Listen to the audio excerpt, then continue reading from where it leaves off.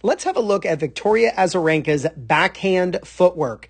This is a great video to analyze so many different types of footwork she uses that we're going to go over. Now, first, this video is courtesy of 12KGP Tennis on YouTube. Make sure you subscribe to their awesome channel. I've put their link in the description below. All right, let's watch all of these backhands and then we'll analyze them.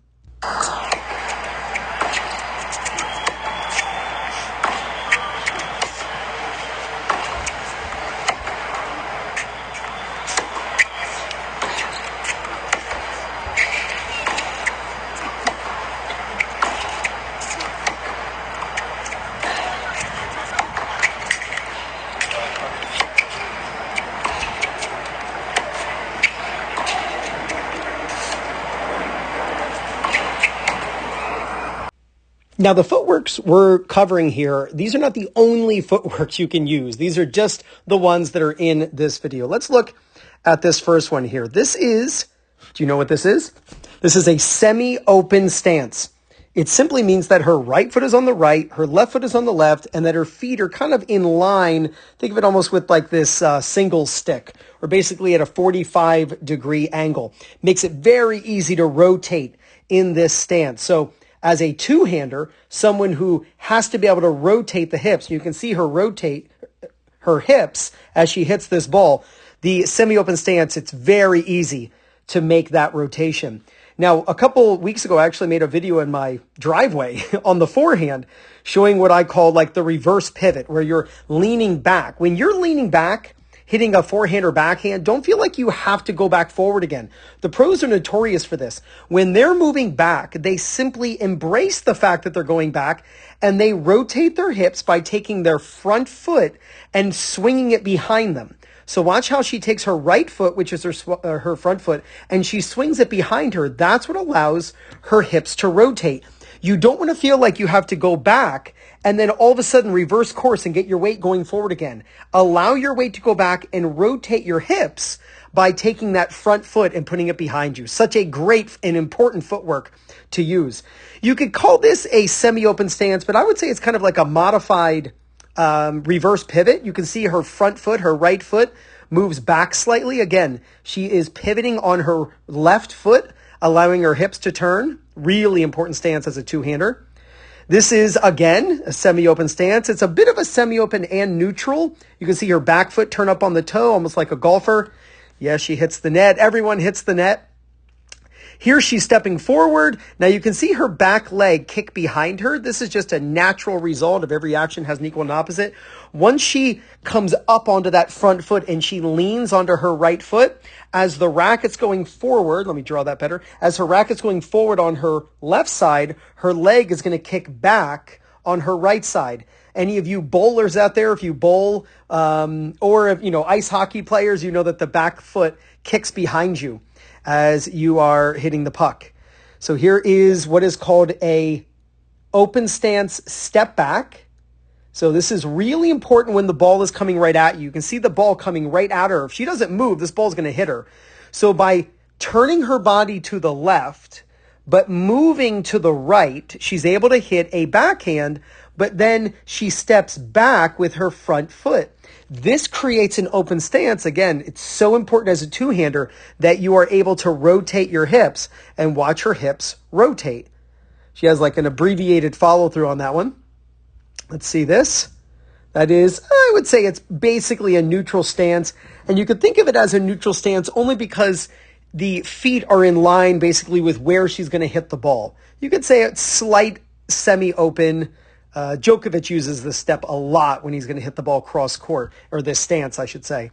Let's see this stance. Yep, that is the reverse pivot. It's when you're moving backward, you put your weight on your back foot. You're leaning back as you hit it, because more important than getting your weight going forward into the shot, it's vital that you are rotating. So when you come back, but then try to lean forward into the shot, it's actually very tough to turn your hips.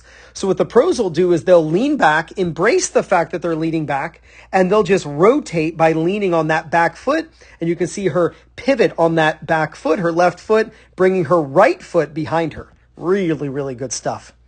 Let's see. Here's a kind of a say a neutral stance, but like a fall forward. Notice that how she's falling forward with her left foot. She's really leaning into this. She ends up hitting the net, no big deal. Here's a mogul stance. When you are moving off to your side, and this is forehand, backhand, you'll even see occasionally one-handers hit this.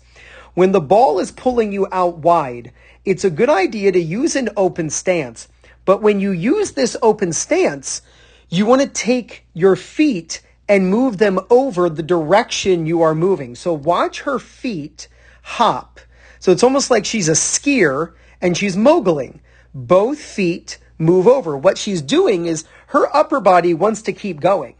And if she stops her feet, then the upper body is going to keep going and she's going to fall over.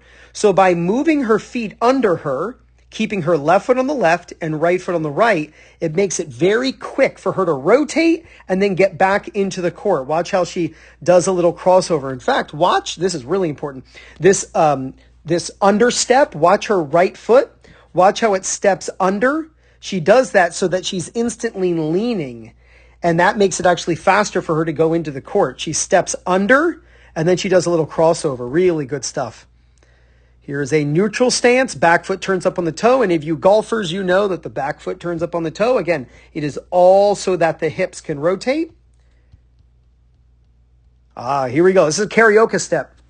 So when you hit a slice backhand and the ball is low and out in front of you, it is commonly pros commonly use what is called a karaoke step.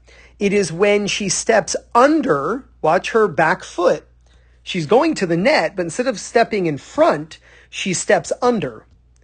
She steps under because think about just physics again. When the racket is going forward on the left side of your body, you're going to need something to go forward on the right side of your body. So you end up stepping behind. You can see that as she hits, that foot goes behind.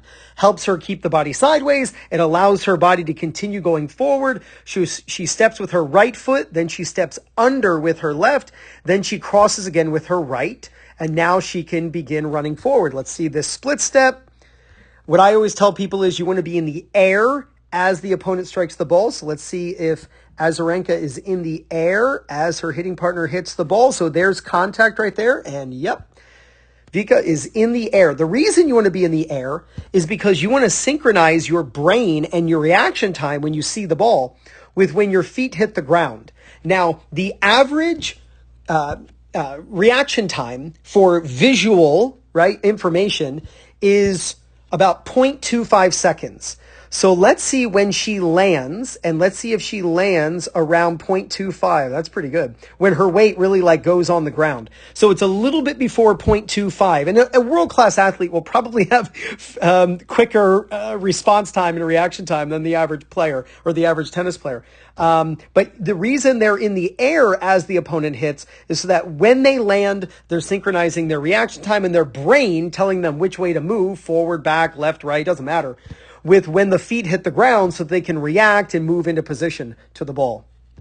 Now, the best way to practice these techniques is at home with a Topspin Pro. You can get a Topspin Pro using my link in the description. I'm also going to pin it in the first comment. I absolutely love the Topspin Pro, and I know you will too.